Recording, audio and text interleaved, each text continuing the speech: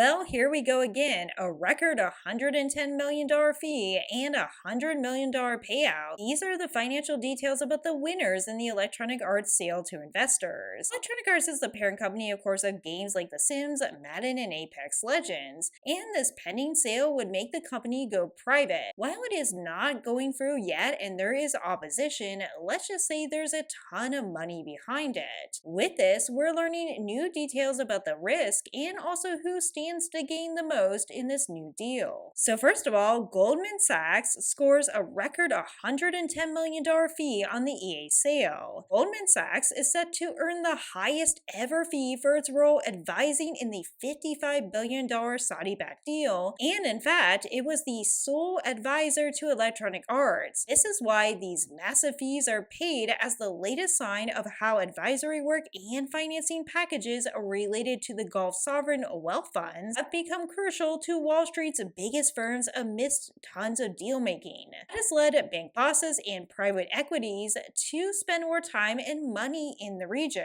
Goldman will get $110 million for its role, according to a filing. And it was also disclosed that the U.S. bank earned $24.3 million from PIF over the past 2 years for advisory work. So in other words, again, this is so much bigger than Electronic Arts and certainly bigger than The Sims. There is big money behind these mergers. However, it is not just Goldman Sachs who stands to benefit. Our favorite CEO, Andrew Wilson, will receive over $100 million following the sale of Electronic Arts. Supposedly, Andrew Wilson will retain leadership in Electronic Arts, but he also has some other benefits too. To get into the nuance here, according to the document, for his EA stock and stock options, Wilson will receive $105.93 million. However, there is a caveat. This money will not be paid out immediately, but in installments over a period of time. For compensation, the size of stock payouts for other executives are as follows. President of EA Entertainment, Laura Meal, will get $44.4 million.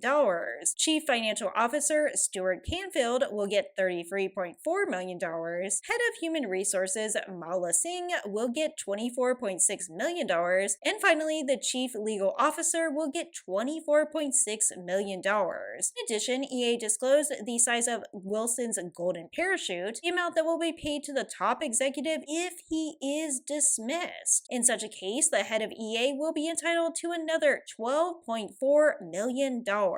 Now, at the immediate time, Wilson is not at the risk of being dismissed. Something I am actually not aware of, I admit. Really sure how normal this is, maybe it's just standard, but there are estimated details on all severance pays for these 5 executives. This of course happens if 1, the buyout is finalized, and 2, if they are terminated. Remember though, the deal was they would retain leadership. Keep insisting the leadership will remain the same. The fact of the matter is, all this is in flux and it's hard to say exactly what would happen, but we do know Wilson has a pretty good deal, and in fact, even if he was laid off, he could stand to earn over $12.4 million. So sadly, I feel like they actually accepted this deal because it was a better deal for the top executives. Murmurings of other companies, including Amazon, which people didn't like at the time and neither did I, but unfortunately it seems we have fallen down a deeper rabbit hole and this might be even worse. In addition, it might change what they prioritize at EA. As one source claimed last month, the forthcoming takeover could transform the fortunes of their mobile division, which has supposedly been held back by strict cost management. However, the question is, will they retain their core business styles that EA has been going with? They have really been emphasizing massive online communities. These include EA Sports, The Sims, Apex Legends, EA Madden, and Battlefield. The question is, are they going to focus mostly on these live services? To me, I think this is all uncertain because this deal comes with tons of debt, and in fact, it also comes with some significant risks. So unfortunately, this is information we might not get much of if they actually do go private. You see, public companies are required to disclose risks that could impact business and impact the stock. Now, even if you don't care about the stock, totally understandable, I do find this pretty interesting. As you'll see here, this is a chart of lower risk to higher risk. And for now, the biggest concerns for the company are tech and innovation speculation and also political. I think this is pretty interesting, and again, they don't go into big